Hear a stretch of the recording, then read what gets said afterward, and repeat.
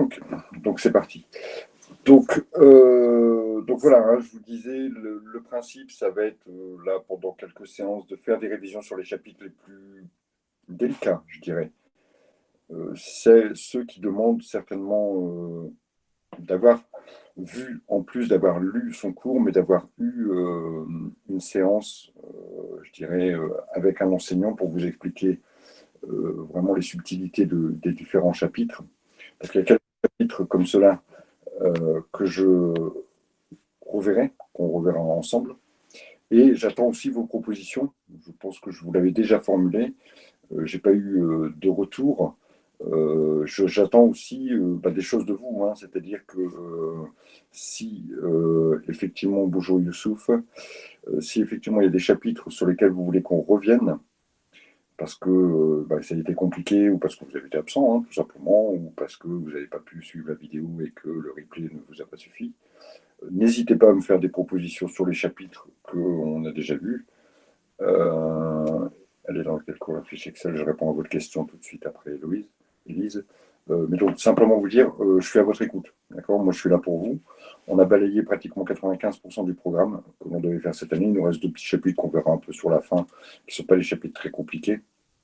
Ce sont vraiment les 2 premiers chapitres, en fait, en général, j'attends la fin pour me dire est-ce que je vais avoir le temps de les faire. Donc, en général, ce pas forcément des chapitres ultra compliqués, et ni ultra importants, mais on va les faire, évidemment, hein.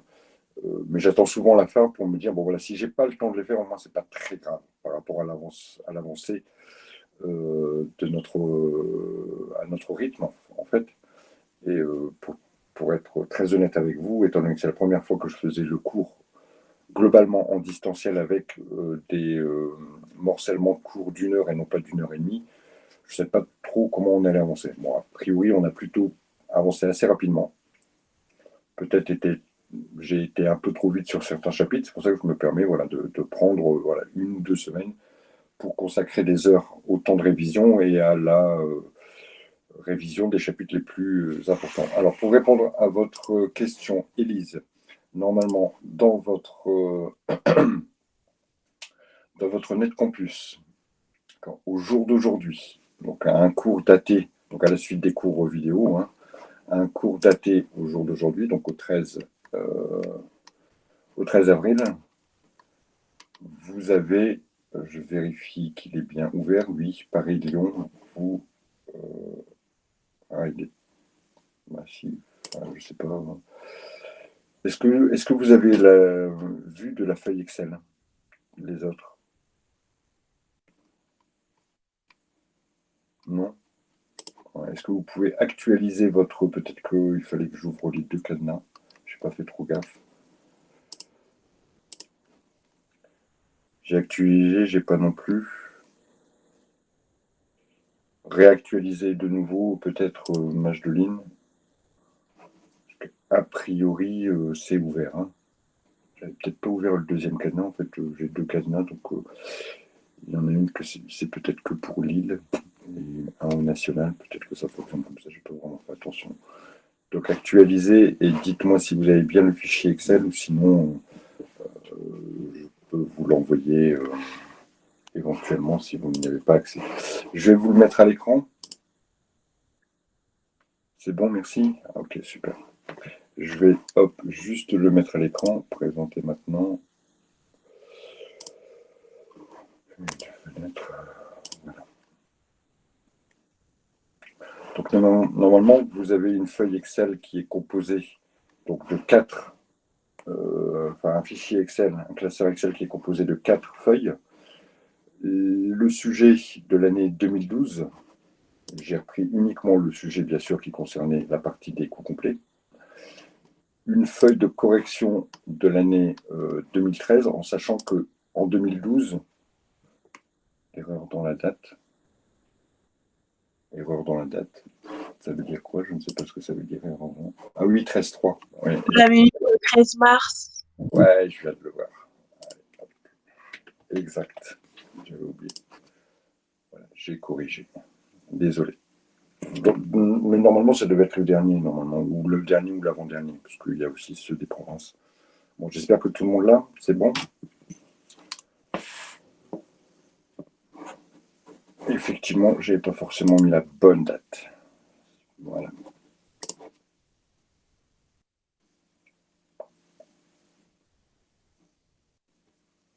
Donc, ce fichier, hein, sur l'annale 2012, on va passer en revue, hein, on va voir comment il était présenté. Mais il n'y avait pas de feuille de correction. Là, la feuille de correction, moi, je voulais préparer, mais ça, vous deviez le pondre de vous-même. D'accord? Alors que si on regarde le 2013, d'accord, là, il y avait voilà, les feuilles la feuille suivante, qui est intitulée Correction 2013, que vous voyez à l'écran, elle était produite telle qu'elle. Donc avec des cases vides, d'accord, qu'il fallait bien sûr remplir pour arriver jusqu'à la fin. Donc on voyait un peu la méthodologie qu'il fallait employer, et si on n'était pas trop bête, voilà, c'était plutôt facile. Alors, celui de 2012 est un peu plus compliqué, parce qu'il n'y avait aucune structure de proposer, il fallait vous-même proposer la structure de résolution du problème.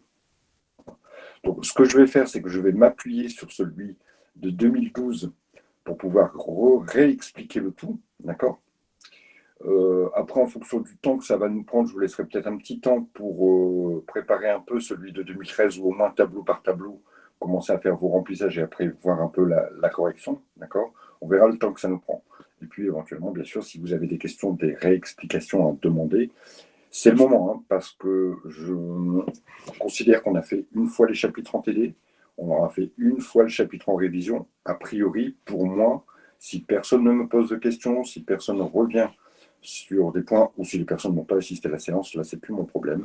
Je considérerais évidemment que ce chapitre a été vu et normalement, il est compris par tout le monde. Après avoir vu, je crois qu'on a vu 3 études de cas en TD, 2 études de cas basées sur des annales. Si je n'ai pas de retour de votre part, moi, je considère que c'est bon. D'accord. Donc, surtout, il n'y a pas de questions bêtes, vous vous enlevez ça de la tête, juste un simple calcul que vous n'avez pas compris, c'est pas grave. Moi, je m'en fiche de devoir réexpliquer les choses 3 ou 4 fois. Ça, c'est pas du tout, ça ne me gêne pas. D'accord. Si j'ai aucune question, je me doute bien que c'est parce que soit vous n'êtes pas intéressé, ou soit c'est parce que vous avez un peu peur de poser des questions. Ce qui est bête, d'accord, parce qu'on est, on n'est peut-être pas que entre nous, mais clairement, jamais je ne dirai qu'une question est bête, et je répondrai toujours à toutes les questions. Le but pour moi, c'est que vous ayez compris la démarche. Allez, on y va. Je vais décaler un petit peu mon écran. Voilà. On va prendre en compte un peu ce qui était demandé en 2012, le sujet de 2012. On va le dire ensemble, regarder ensemble les éléments qui étaient donnés et comprendre un peu tous ces éléments. Et ça me permettra de réexpliquer toute cette technique. Alors, donc, dans le cadre de l'organisation de la semaine à thème, vous envisagez de proposer un menu dont les ingrédients du plat principal, un gratin de courgettes au jambon, sont issus de l'agriculture biologique. Vous êtes tenu de ne pas dépasser un certain budget alloué à chaque menu. Avant de faire votre choix, vous préférez donc calculer le coût complet du plat principal de ce menu. Vous arrondirez vos calculs à 2 décimales. Donc on vous donne à peu près le contexte, on vous dit voilà, vous êtes en train d'élaborer un menu, il faudra tenir un budget, vous vous orientez plutôt sur un gratin de courgettes dont les ingrédients sont issus de l'agriculture biologique. Faites-nous le tableau pour vérifier finalement si on va être dans le budget. Alors, on va passer la première question, parce que la première question concernait des formules sur une feuille Excel, et aujourd'hui, ça n'est plus à votre programme. D'accord. Mais par contre, dès la deuxième question, on attaque notre programme. Donc ici, on va devoir déterminer le coût d'achat des matières utilisées pour la production du gratin en barquette, le coût de production et le coût de revient. Donc 3 coûts différents. Les 3 coûts qui correspondent finalement aux 3 centres d'approvisionnement qui sont, on va pouvoir le deviner avec le tableau de répartition ici des approvisionnements, d'accord, avec le tableau de répartition des charges indirectes, qui sont le centre approvisionnement, le centre légumerie plus préparation, on imagine bien que c'est là que sont préparés les plats, et le centre distribution qui va pardon, lui être destiné à distribuer les gratins de courgettes. On vous indique ici par un petit schéma comment ça fonctionne. Donc on voit que tous les ingrédients vont rentrer dans le centre de préparation, d'accord, qu'on appelle la légumerie, que la légumerie va certainement donc préparer les barquettes, que de là, de la légumerie vont sortir des barquettes, et on vous dit que la légumerie va préparer 125 barquettes, et que la distribution va en livrer 122. On verra après qu'il y a 3 barquettes qui sont réservées à de l'approvisionnement éventuellement ponctuel ou éventuellement à des tests parce que, a priori, en restauration collective, on doit garder des échantillons tests de chaque plat pendant un certain nombre de temps. Ça, vous le savez, ce n'est pas forcément ma spécialité, mais vous savez qu'il me semble que c'est 72 heures, mais clairement, je ne m'avancerai pas là-dessus. En tout cas, ça fait partie de votre métier. Donc, on doit déterminer 3 coûts. Un coût d'achat des matières, un coût de production et un coût de revient. Chaque coût va correspondre à un centre ici. Ensuite, on doit vérifier qu'on ne dépasse pas le budget qui est de 2 euros. Donc, voilà les premières informations que l'on a. Au niveau des informations chiffrées, qu'est-ce qu'on a? On a ici les achats de matière. Donc, première chose ici, on a les achats de matière. On a la production, des éléments liés à la production. Et ensuite, on a des éléments liés à la distribution. C'est là qu'on nous indique que 122 barquettes ont été acheminées auprès des différents restaurants scolaires et que les 3 barquettes restantes sont stockées en chambre froide pour conserver les plats témoins et en cas de demande supplémentaire des centres livrés. Voilà, à partir de là, à partir de toutes ces informations, il va falloir déterminer les 3 coûts afin de répondre aux questions 2, 3, 4 et vérifier si finalement on est dans le budget ou on n'est pas dans le budget. Et donc décider de la suite à donner. Alors, chaque coût, le coût d'achat total des matières, le coût de production et le coût de revient demande à chaque fois, dans chaque étude, 2 parties. Une partie qui est liée à des charges directes et une partie qui est liée à des charges indirectes. Je ne sais pas si vous vous souvenez de cette partie-là. Je vais vous montrer un tableau que j'ai construit ici. J'ai dit, voilà, dans le centre d'analyse, ce qui va me permettre de déterminer ici le coût d'achat, je dois ajouter le coût d'achat de la matière plus des charges indirectes. Les charges indirectes, c'est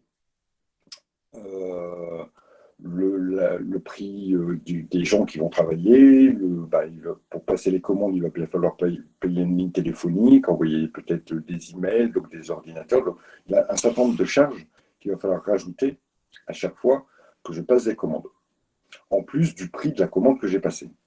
C'est ça, ces fameux coûts indirects. À chaque fois, chaque centre est composé toujours, chaque centre d'analyse, chaque coût est composé de coûts. Quand on va attaquer ici la légumerie pour trouver le coût de production, c'est toujours des charges directes. Ça, ce sont des charges directes. Hop, je peux le mettre à chaque fois ici.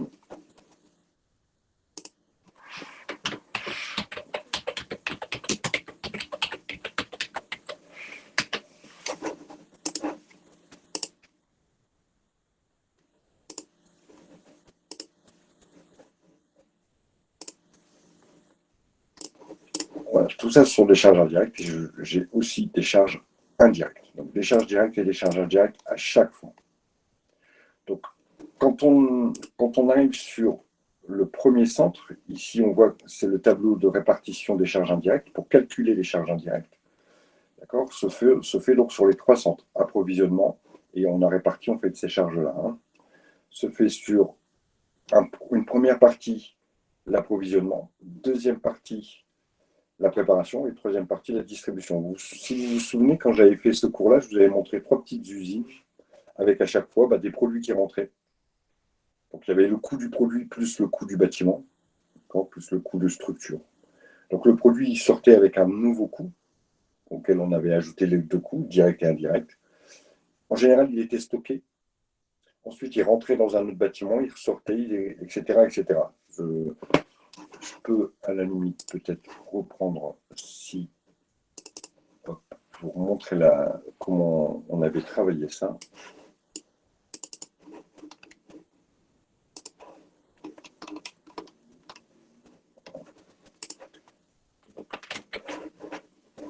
J'avais dit dans l'explication qu'on pourrait avoir, voilà. On a dans un premier temps,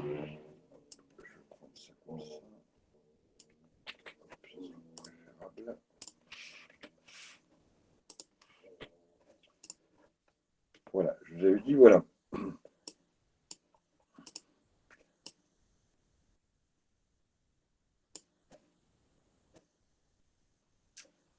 À chaque fois, voilà, les charges directes ici, c'est le coût d'achat de la matière. Ça va rentrer ici dans la partie approvisionnement et de la partie approvisionnement, ça va sortir. Et dans la partie approvisionnement qui s'occupe de l'achat de matière première, il va y avoir aussi des charges indirectes. Alors, on les voit ici. Mon carré, il n'est pas assez grand. À chaque fois, chaque centre, c'est des charges directes et des charges indirectes. À chaque fois. Ici, le centre de production, c'est la légumerie. Il n'y en a qu'un. D'accord? Je vous en ai dessiné deux ici. Quoique il y ait marqué légumerie plus et préparation, on pourrait imaginer que ce sont les deux. Parce que dans mon exemple sur lequel j'ai cherché ça, voilà, on avait deux parties. Mais nous, on pourrait en retirer une, hop, tout simplement, voilà. Adapter un peu les choses ici.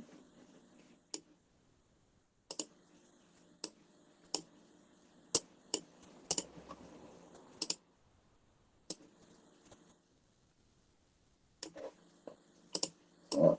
Et voilà. Et ça, c'est notre légumerie. Donc, on a d'abord les achats. Ça part aux légumeries, c'est fabriqué.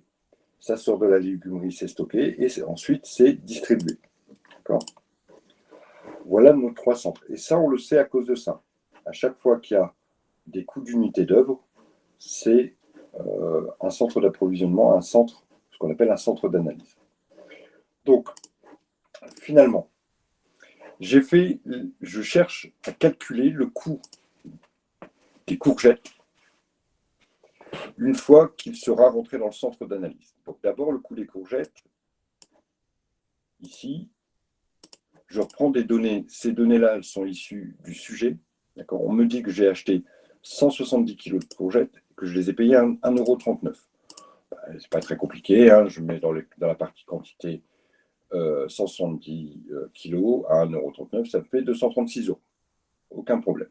Je vais faire la même chose sur toute la matière qui est nécessaire.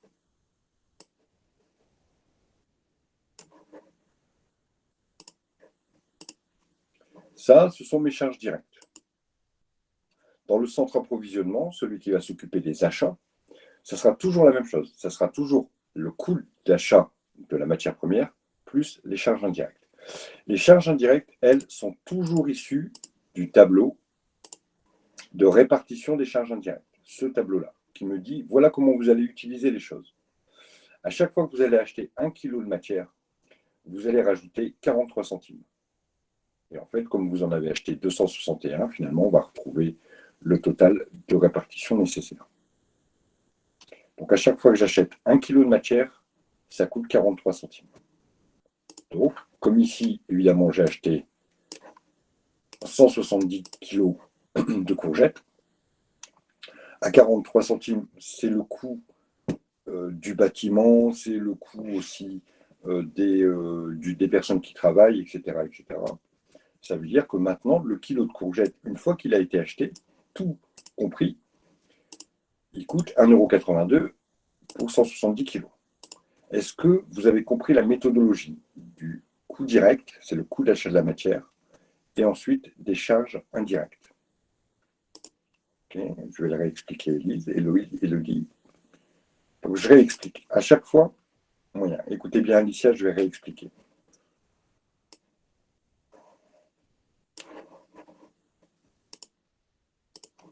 J'aurai toujours, pratiquement dans tous les sujets, vous allez le voir même dans l'autre sujet, ça fonctionnera toujours par étapes.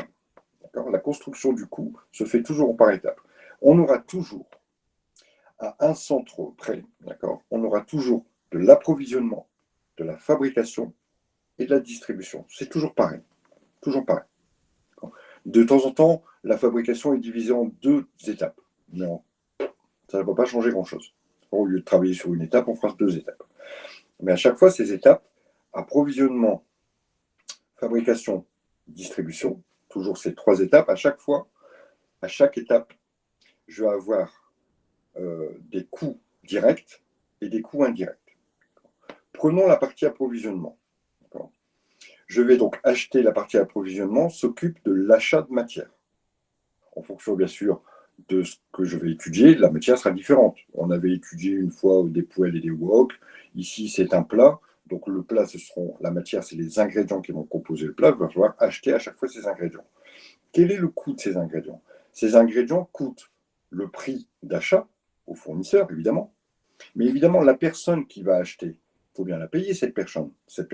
Le bâtiment qui va servir où il y aura les bureaux du service achat, les lignes téléphoniques, et toutes ces choses-là coûtent de l'argent. Et on estime, et ça, ce n'est pas vous qui allez le déterminer, on va vous le donner. On va vous le donner à travers un tableau qui s'appelle un tableau de répartition des charges indirectes. Ce tableau, il est là. Je n'ai pas repris le titre, mais il est là. Et vous verrez aussi que dans le sujet de 2013, on vous donne le tableau de répartition des charges indirectes. Ça, on vous les donne. Donc, à chaque centre, il y a des charges indirectes. Ces fameuses charges pour payer le bâtiment, les personnes, etc., etc. Et on vous dit comment il faut affecter ces charges à chaque fois qu'il y a eu un achat. On vous dit que grâce à l'unité d'œuvre, donc ici, dans ce tableau-là, ce qui est finalement important de retenir,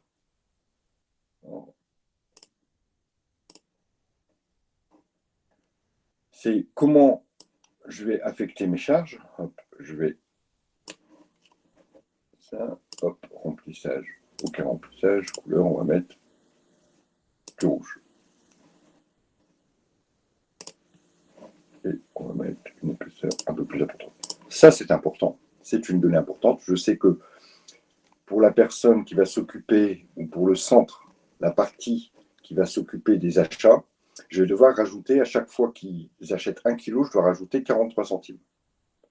Pour ceux qui vont préparer les plats, à chaque fois qu'ils travaillent 1 heure, ça c'est l'heure de main-d'œuvre directe, je vais rajouter 10 euros. Pour ceux qui vont s'occuper d'aller livrer les plats, à chaque fois qu'ils vont livrer une barquette, je vais rajouter 37 centimes.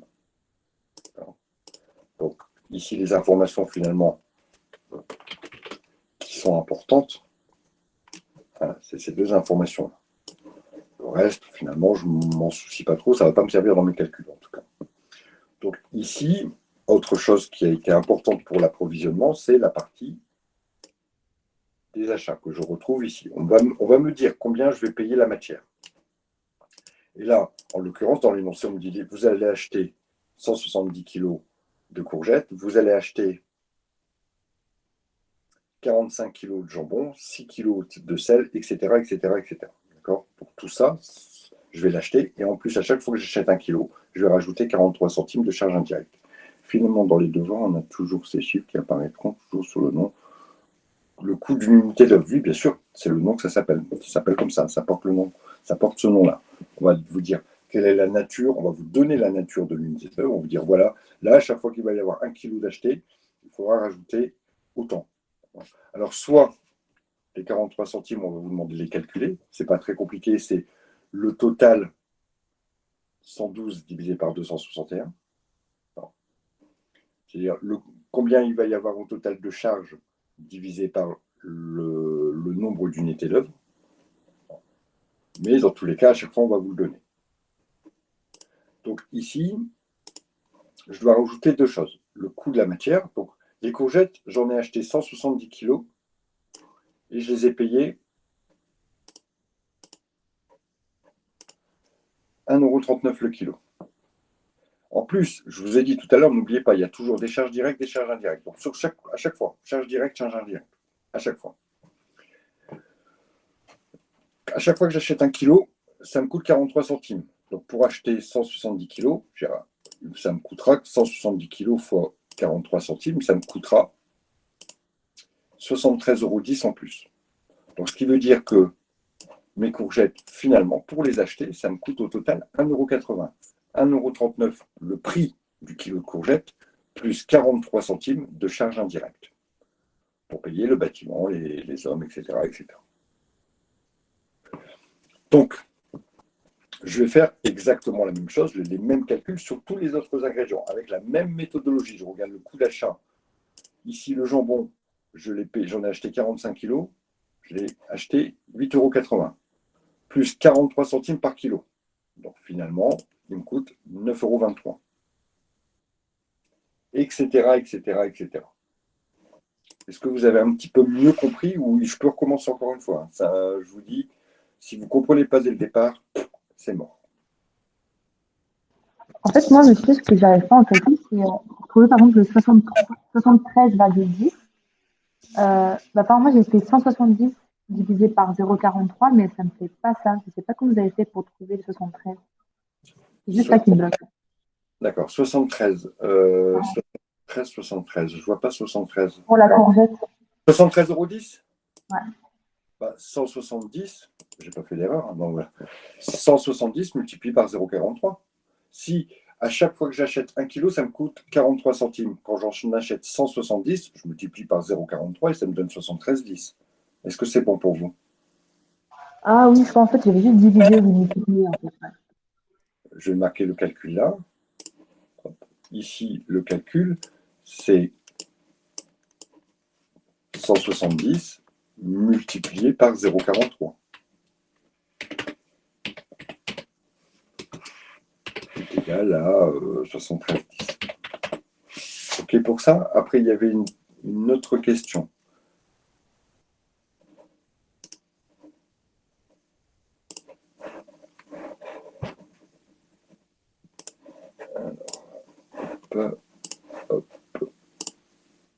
Alors, finalement, d'accord, ok. Alors, 1,39, vous avez dit que c'était quoi déjà? 1,39. C'est le coût d'achat, d'accord? Alicia, le coût d'achat, vous voyez que dans le sujet, on me disait, les courgettes, vous en avez acheté, vous voyez, achat de matières nécessaires à la fabrication, 170 kg à 1,39 €. Le jambon, 45 kg à 8,80 €. Donc, à chaque fois, j'ai pris le coût d'achat, d'accord? C'est le coût d'achat de la matière première.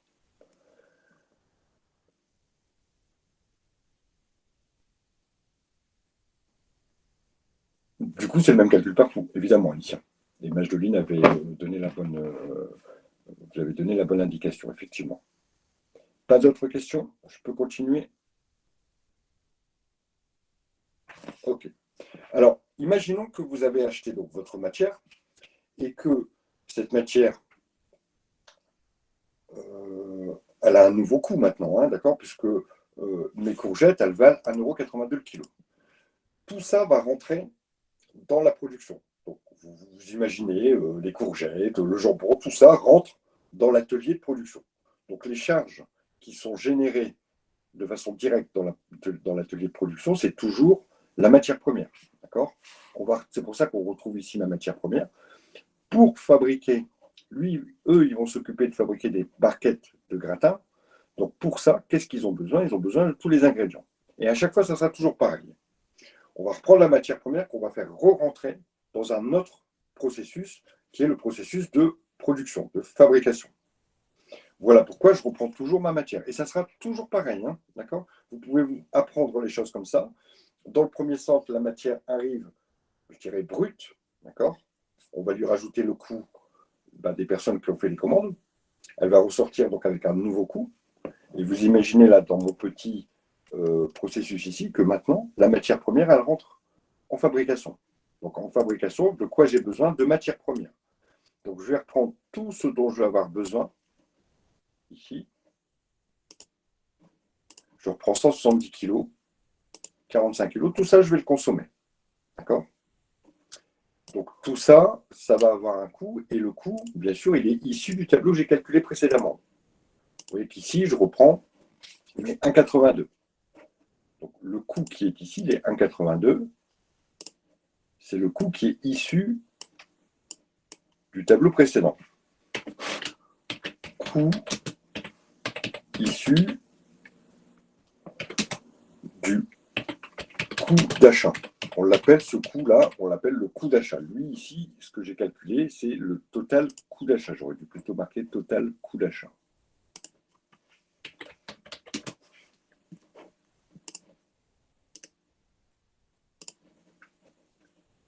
Issu du coût d'achat calculé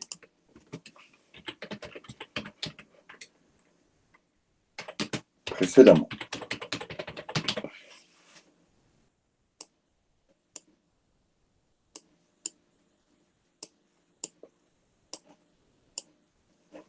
Donc, évidemment, les totaux, pas très compliqués. Je vais toujours multiplier 170 par 1,82 €. Normalement, je devrais retrouver exactement les mêmes totaux qui sont ici. Alors, en plus, on va acheter des barquettes. Et ça, on nous le dit dans le sujet. Alors, on nous dit que au niveau de la production, donc au niveau de la deuxième partie, la production a permis d'obtenir 125 barquettes. Ça, ce sera j'ai fabriqué 125 barquettes de 8 portions chacune. Et pour fabriquer ça, j'ai utilisé 26 heures de main-d'œuvre à 28 €, plus le contenant, la barquette, dans lequel je vais mettre tous mes légumes pour faire mon gratin. Et cette barquette, elle coûte 8 centimes. Donc, si je fabrique 125 barquettes, il va falloir les acheter, ces 125 barquettes. Donc, elles ont été introduites à ce niveau-là. Donc, voilà pourquoi j'ai rajouté, il me faut aussi 125 barquettes à 8 centimes. Donc, c'est 125 barquettes, ça me coûte 10 € au total. En plus, cette fois-ci, il y a de la main-d'œuvre directe. Et ça, c'est le sujet qui me le dit. J'ai simplement à rajouter. J'ai utilisé 26 heures à 28 €. Encore une fois, c'est dans le sujet qui est ici, 26 heures à 28 €. Ces éléments-là me permettent, ça me permet de connaître mon coût d'achat, ça me permet de connaître mon coût de production. Je reprends mes achats plus les choses. Et à chaque fois, comme dans tout centre d'analyse, dans tout coût, il y a des charges directes que je viens de calculer et il y a des charges indirectes. Pour calculer les charges indirectes, je me reporte toujours à mon tableau ici de calcul. Je sais qu'à chaque fois que les gens travaillent 1 heure, ça coûte 10,27 €. Donc je rajoute les charges indirectes. Combien de temps les gens ont calculé? Ils ont travaillé 26 heures à 10 € et quelques. Et donc ça me coûte un total de 267,02 €. Je vais additionner tous mes coûts.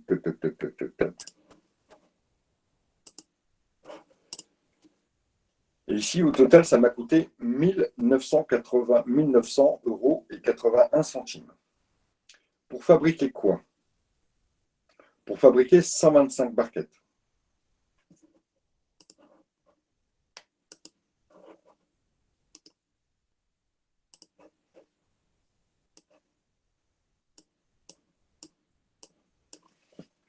Donc, 125 barquettes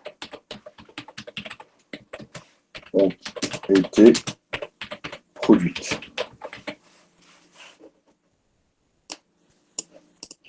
Donc, obligatoirement, une barquette va coûter, et là je fais la division 1900 par 125, une barquette va coûter 15,21 €.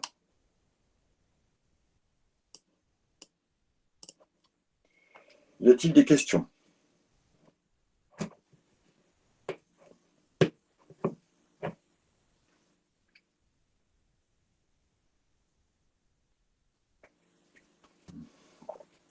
Ok, alors on peut continuer. Ces barquettes, ensuite, elles vont être livrées. Et ça, c'est un autre centre qui va s'en occuper, c'est ceux qui s'occupent de la distribution. Donc eux, ils prennent les barquettes et après, il faut rajouter un coût, parce que pour les livrer, ça coûte de l'argent. D'accord? Donc ils reprennent les barquettes. Ici, je redémarre toujours des barquettes qui ont été là, mais ils en ont livré 122 à 15,21 €. Et pour les livrer, chaque barquette, ça coûte. Et ça, je le sais, encore une fois, c'est mes charges indirectes, je me reporte toujours à ce tableau-là. Pour livrer 122 barquettes, c'est 37 centimes par barquette.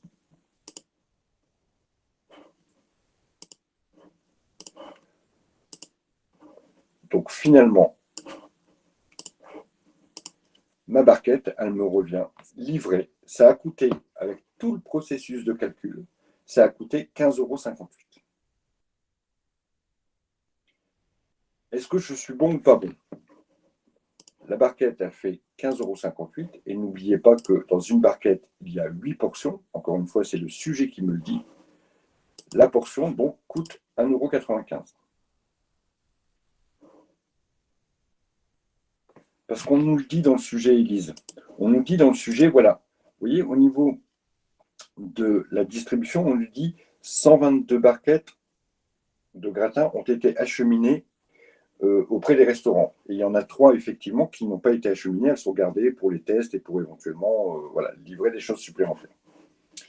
Donc, ici, nos barquettes, elles coûtent 1,95 €. Donc, finalement, est-ce que j'ai respecté mon budget qui était de 2 € maximum? Oui. D'accord. J'ai effectivement respecté mon budget. Puisque il ne fallait pas que j'aille au-dessus de 2 €. Et on voit qu'à 1,95 €, je suis dans les clous. Donc, si on répondait à la dernière question, ici, voilà, la première question, déterminer le coût d'achat utilisé pour la production. La première question, c'est, voilà, ici. Ça, je réponds réponse à la première question avec ce tableau-là.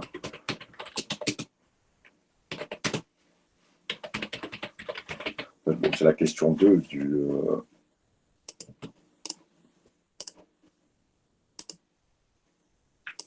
Là, le coût d'achat, il est de autant pour chaque, bien sûr. Ici, je réponds à la question 3, le coût de production. Donc ça, c'est total coût de production.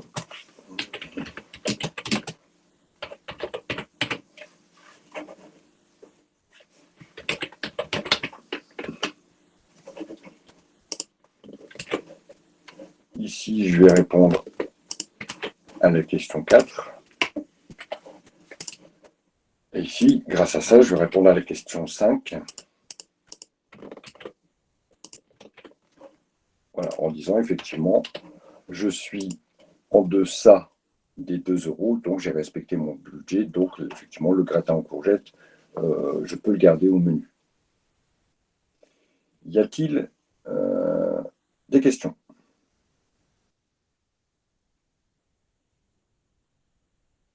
Réexpliquer quelle partie, Marjoline, dites-moi. Le 1,95 € ici. La barquette me revient à 15,58 €. D'accord. Donc pour l'acheminement, je vais réexpliquer la dernière partie ici, sur le coût de distribution. Je prends mes barquettes. Des 125, je ne vais en livrer que 122. On sait qu'il y en a 3 qui vont rester en réserve.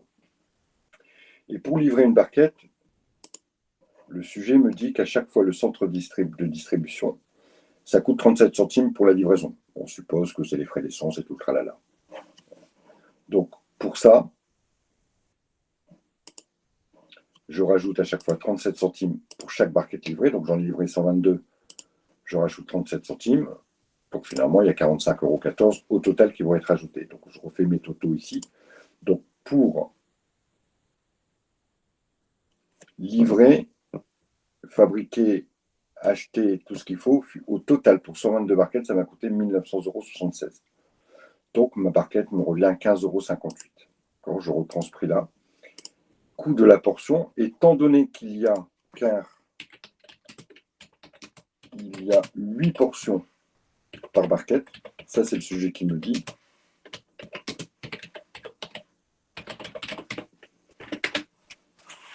Évidemment, j'ai fait 15,58 divisé par 8.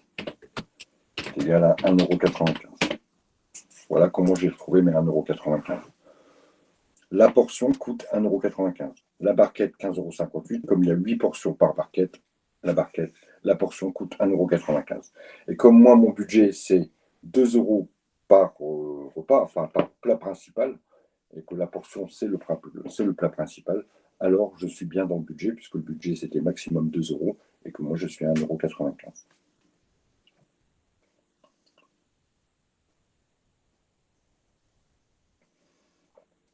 Ok. Alors, s'il n'y a pas de questions, on va passer au sujet qui a été proposé en 2013. On va d'abord bien le lire ensemble, d'accord? Bien le décortiquer, voir éventuellement les questions que vous pouvez avoir tout de suite dessus et repérer les choses qui vont être importantes pour chaque coût. Le coût d'achat, qui va être lié au centre approvisionnement, le coût de production, qui va être lié au centre fabrication, et le coût de revient, qui va être lié au centre distribution. Alors, le sujet il est le suivant. La société Santé et Cuisine produit 6 plats cuisinés destinés aux établissements franchisés. Alors, tout ça, bien sûr, c'est issu d'un contexte général du sujet. Moi, je n'ai repris, bien sûr, que la partie qui était consacrée au coût complet. Alors, la direction souhaite fixer un nouveau prix de vente pour l'un d'eux, le lapin en sauce, en se basant sur son coût de revient, dont les coûts dans le calcul sont en cours. En annexe 1, vous disposerez pour le mois d'octobre d'informations concernant l'activité plat cuisiné et d'autres informations plus particulières concernant l'activité lapin en sauce.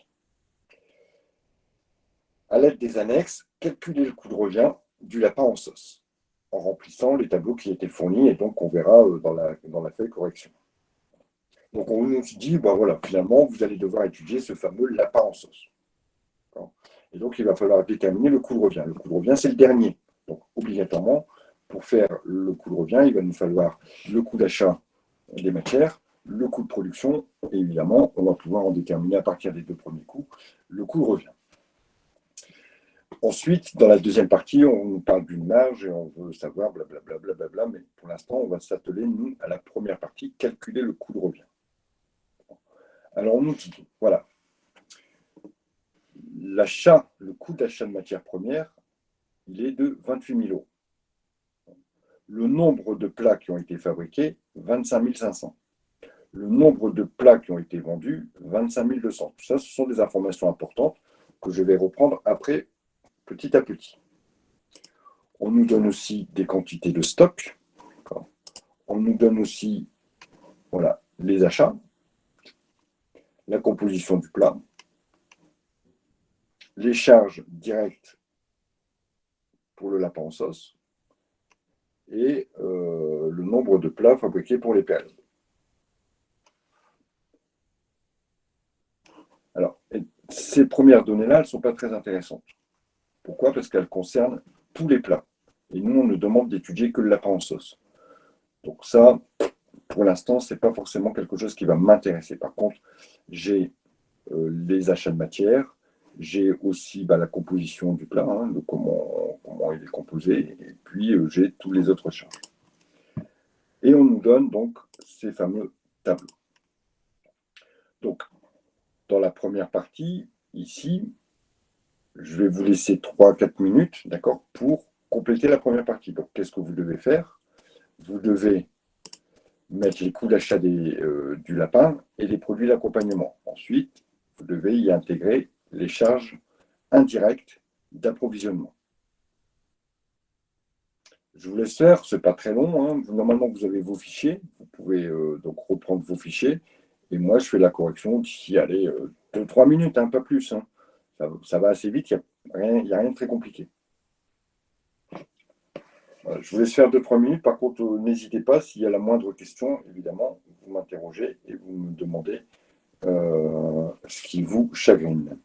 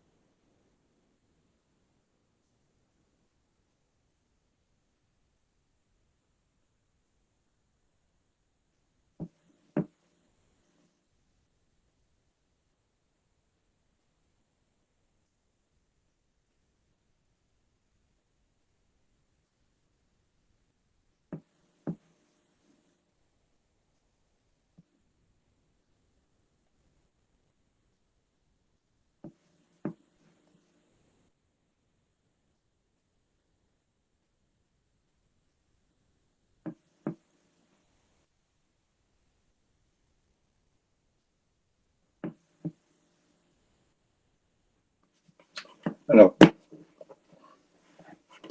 a priori, normalement, vous avez dû reprendre au niveau du lapin les coûts d'achat, d'accord? Donc, on nous dit qu'on a acheté 400 kilos de lapin à 4 € le kilo. Bon, bah, pas très compliqué, je vais prendre 400 kilos à 4 € le kilo. Évidemment, je multiplie la quantité par le prix unitaire et je retrouve 1600 €. Ensuite, concernant les produits d'accompagnement, a priori, c'est les légumes, hein, d'accord? Les produits d'accompagnement, 500 kg à 1,50 €. Bon, ben, voilà, je reprends tout simplement 500 kg à 1,50 €. Je vais multiplier l'un par l'autre. Ensuite, je vais devoir ajouter les charges indirectes. Au niveau du centre approvisionnement, je regarde, les charges indirectes, c'est 0,4 par unité d'œuvre. L'unité d'œuvre, c'est le montant des achats. Donc, je vais prendre le montant des achats. Ici, j'ai acheté pour 1600. Donc, à chaque fois que j'achète pour 1 €, ça coûte 0,4 centimes. 0,4 centimes. Pareil, ça fois ça, et j'obtiens mon résultat. Ici, j'ai acheté pour 750 €. À chaque fois que j'achète pour 1 €, ça me coûte 40 centimes, pardon. Ça fois ça. Voilà. Vous voyez que de toute façon, cette partie-là, hein, elle était déjà remplie dans le sujet. Cette partie-là, elle était déjà remplie dans le sujet. Je vois que je suis sur la même longueur. Hein. Vous voyez qu'ici, la sauce, 150 à 5 €. Bon, je suppose que si je regarde dans le sujet, la sauce, 150 à 5 €, ben oui. Okay. Ça fait 750. 750 que je reprends ici, puisqu'on me dit qu'à chaque fois que j'achète pour 1 €, ça coûte 40 centimes en plus. Voilà, moi j'ai fait exactement la même méthode. Donc, a priori, je suis plutôt bon.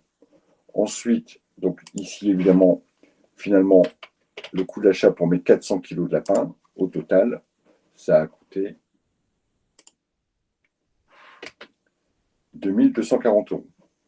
Ce qui veut dire que le lapin, maintenant, il coûte 5 €, 5,60 € le kilo. Ici, j'ai acheté 500 kg de produits d'accompagnement pour un total de 1050. Donc finalement, le kilo coûte 2,10 €. Voilà le remplissage du premier tableau, qui me permet de connaître maintenant le coût ici d'achat de matières premières. Y a-t-il des questions par rapport à ça?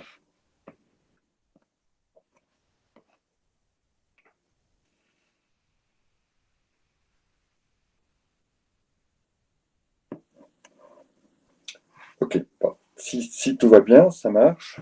Alors ici, contrairement à ce qu'on n'avait pas fait dans le premier exercice, mais on l'avait fait dans les exercices que on avait notamment fait quand on avait vu ce chapitre à l'initial. On va devoir tenir des stocks. Des stocks après les coûts d'achat et des stocks après la production. On avait vu cet exemple-là. Hein. Dans le sujet précédent, dans le sujet de 2012, il n'y avait pas de notion de stock. Simplement parce qu'on imagine que tous les achats ont été utilisés. Donc, il n'y a rien des achats de matières premières qui sont restés en stock. Ici, force est de constater que, effectivement, étant donné qu'on nous présente un tableau de stock, ça veut dire, et de toute façon, dans le sujet, on nous a parlé aussi de stock, ça veut bien dire que y a des stocks qui sont là. Alors, je vous rappelle hein, que la méthode du coût moyen pondéré, elle modifie le prix à chaque entrée. Alors, regardons sur ce qui était déjà, puisqu'encore une fois, ça, c'était donné. Qu'est-ce qu'on a? On a des stocks initiaux, donc des stocks que l'on avait avant de faire nos achats, qui sont ici de 50 kg pour la sauce et de 60 emballages. Si je regarde dans mon sujet, si je me rapporte à mon sujet, je vais trouver des informations sur les stocks.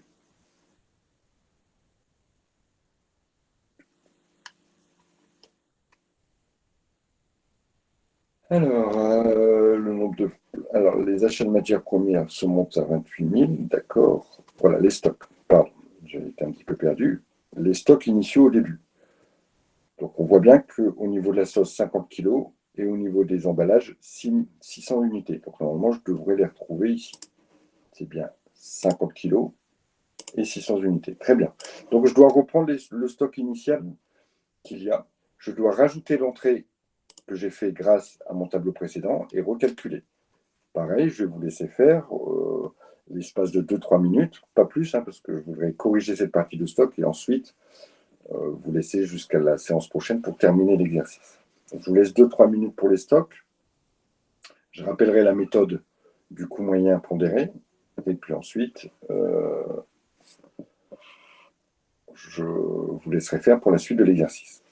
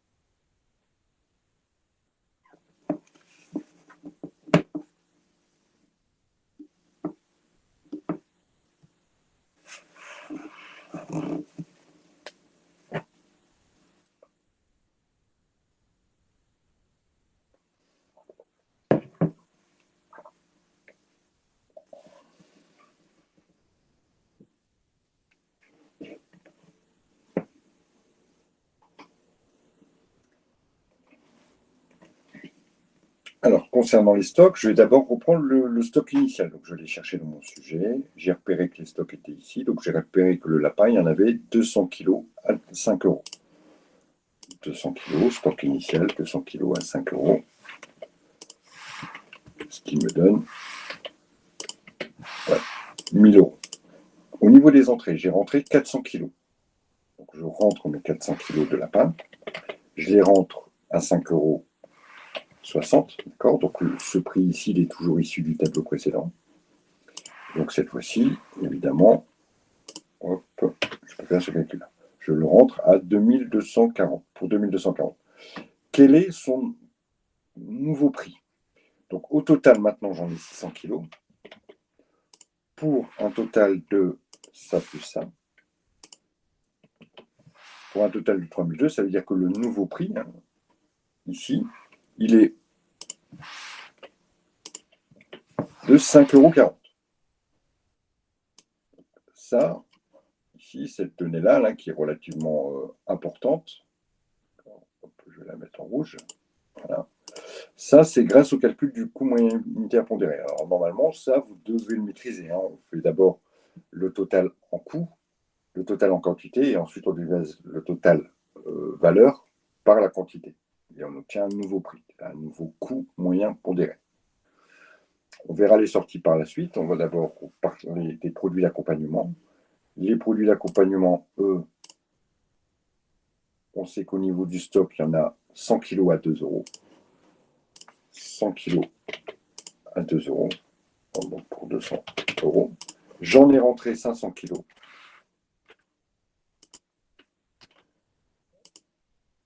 À 2,10 euros pour un total donc de 1050 euros. Ça veut dire que maintenant dans mes stocks, j'en ai 600 pour un total de 1250. Donc ça veut dire que la nouvelle valeur unitaire de mes produits d'accompagnement, elle est de 2,08 euros. Ensuite, si je veux continuer sur les sorties, je vais regarder de quoi je vais avoir besoin pour fabriquer mon lapin en sauce par rapport à tout ce que j'ai commandé et tout ce que j'ai en stock. Je vais regarder mon sujet et je vais donc voir que voilà, ça va être issu d'un calcul. D'accord. La composition, il y a 150 grammes de lapin, 150 grammes de légumes et 50 grammes de sauce pour fabriquer 4000 plats. Ça, je vais devoir faire les calculs des quantités de lapins utilisés, des quantités de légumes utilisés et des quantités de sauce. En sachant que je fais 4000 plats et que chaque plat est composé de 150 grammes de lapin, 150 grammes de légumes et 50 grammes de sauce. Petit calcul à faire pour savoir combien j'ai utilisé de matière pour fabriquer ces 4000 plats. Voilà, je vais vous laisser terminer l'exercice pour les plus braves d'entre vous et les plus vaillants pour notre prochaine séance. Et puis j'en ferai le corrigé, bien sûr, et je répondrai éventuellement à vos questions par rapport à ça. Ce tableau-là, tel qu'il est non terminé, je vous le mets tout de suite dans la séance d'aujourd'hui. D'accord? Ben, il est toujours à l'écran, mon tableau, mademoiselle. Non, mais je le mets tout de suite. D'accord? Hop, je l'enregistre. Hop, et j'ai marqué Paris. Voilà, comme ça. Oui, je vous remets les chiffres. Correction. Et comme ça, je vous le mets tout de suite dans votre séance d'aujourd'hui, dans la séance donc, du 13-4. Et puis, vous pouvez le continuer en partant, bien sûr, du mien, Paris. Voilà. Donc, je vous le mets en corrigé, mais qui n'est pas vraiment encore fini de corriger. Hein. Hop. Voilà. Ça marche, donc je vous mets le tableau là tout de suite. Hop, je vous mets sous forme TD. Et puis vous pouvez le récupérer et le terminer. Voilà. Je vous dis à la prochaine fois, d'accord? Essayez de le terminer pour ceux qui ont un petit peu capté le truc. Comme ça, vous pourrez voir si vraiment vous êtes bon sur ça. Et puis peut-être que je regarderai si on peut faire un exercice supplémentaire pour compléter la séance de la prochaine fois. Allez, je vous souhaite une bonne fin de soirée et je vous dis à la prochaine fois. Ciao à tous.